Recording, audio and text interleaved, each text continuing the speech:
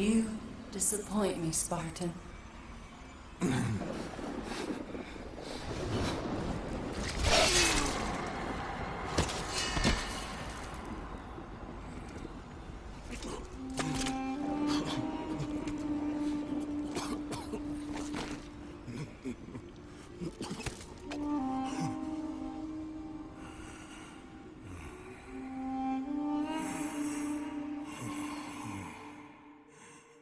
Hey, how's it going guys? Captain Kuba here, and today I'm going to be tackling the question of what happened after God of War 3. And I know I already have a video on this topic, but the truth is, I no longer believe the information in the video is accurate. Regardless, this question will be fully answered whenever the Fallen God comic book releases. But until then, I thought it was a good idea to compile all the information we have on this topic. The sources I'll be using is the God of War novel and the game itself. But first I have to start by establishing what the God of War universe looks like. And this is something that fanbase is split on. Some fans is like Planet Earth, with pantheons ruling the countries from where they originate, while others believe each pantheon is located in a different dimension. I used to believe the latter theory, but as of this moment, I think there's more evidence for the former. With the distinction that this planet is 20 times bigger than ours, able to contain all the pantheons at the same time. For the evidence I point to Mimir. He seems to know a lot about these other pantheons, and has apparently visited them before. This theory also explains why Kratos says the following. I'm a god, boy. From another land far from here. When I came to these shores, I chose to live as a man. In all the instances Kratos mentions his old life in the Greek pantheon, he seems to imply that anyone can travel to it if they wanted to. The final piece of the evidence is Cory Barlog himself. Here's a clip of him describing the God of War universe. Was the idea that all the mythologies of the world are kind of like this Hubble telescope image. They are like galaxies individually spread out throughout a complete universe. And the world is the universe. And all the mythologies are sort of origin stories of various cultures throughout the world, beginning at the beginning of time and stretching all the way out. So at any given time, all the mythologies exist together concurrently, and they are simply separated by geography. Now that we know what the God of War universe looks like, let's talk about what happened after God of War 3. As I'm sure you know, at the end of the game, Kratos saw the needless destruction he had caused and decided to do one good thing for humanity. So he gave them the power of hope within him. He did this by killing himself. What followed after is explained in very long paragraphs found in the God of War novel, so if you don't mind, I'll just paraphrase them. If you think I'm lying, I'd recommend you purchase the God of War novel for yourself. After all, it's a pretty good read. Anyway, after Kratos killed himself, he woke up realizing the gods had put a curse on him. From that point in his life, he would never be able to commit suicide. The gods would simply not allow this. So with spite in his heart, he threw the blades of chaos into the sea only for a whirlwind to bring them back up and place them right in front of him. He tried to get rid of them a number of times, but realized the gods had also put a curse on the blades of chaos to follow him until the day he died. Now this is where it's gonna get really weird. The novel recalls a dream Kratos has in which he's taken by wolves to Scandinavia. And who better to tell the dream than Mimir himself? Kratos, engulfed in a tormented sleep, battled a foe existing only in his mind's eye. Kratos held a defensive stance, his back against a rock wall, his blades out to defend himself from a trio of yowling wolves twice his height. One black with verdant eyes, one white and the third grey. The black beasts seemed to be the alpha, assuming the most forward position.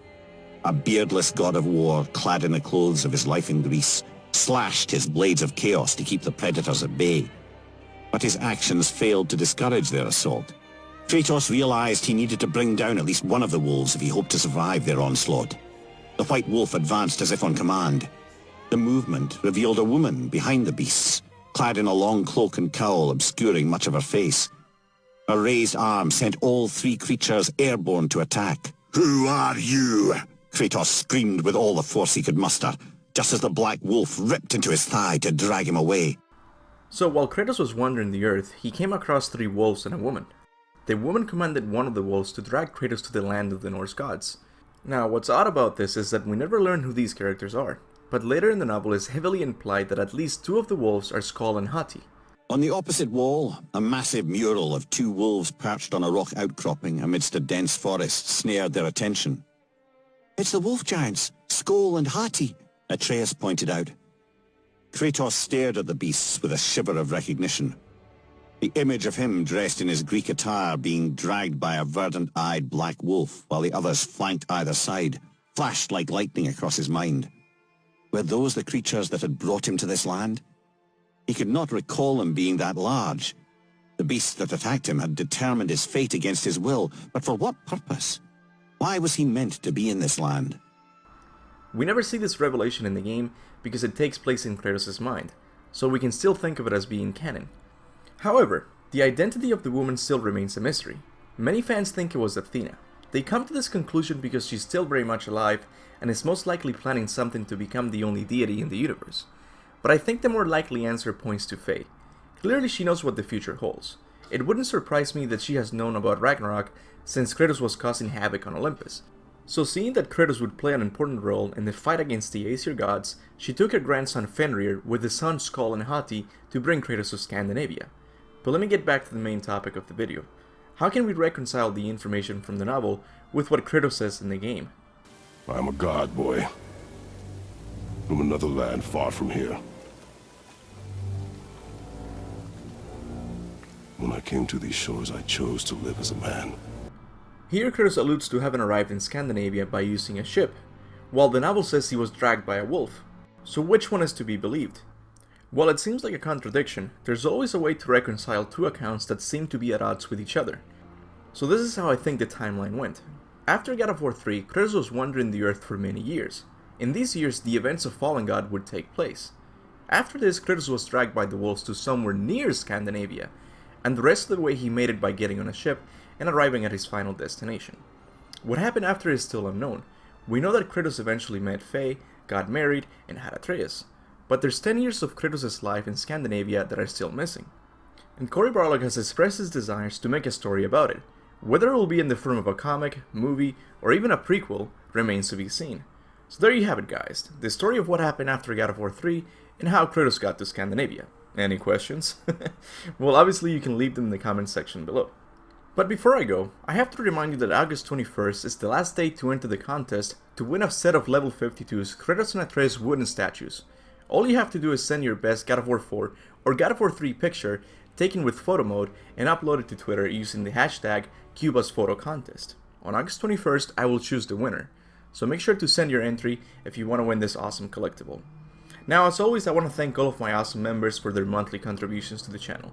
People like Kyre Savage, Timbo Slice, and Run Solo, to name a few, really go above and beyond to support my work. I would also like to thank all of my subscribers. I'm truly thankful to have such an awesome following. And that's gonna be it for today. If you liked the video, make sure to like and share, and subscribe if you haven't. And remember, go forth in the name of Olympus.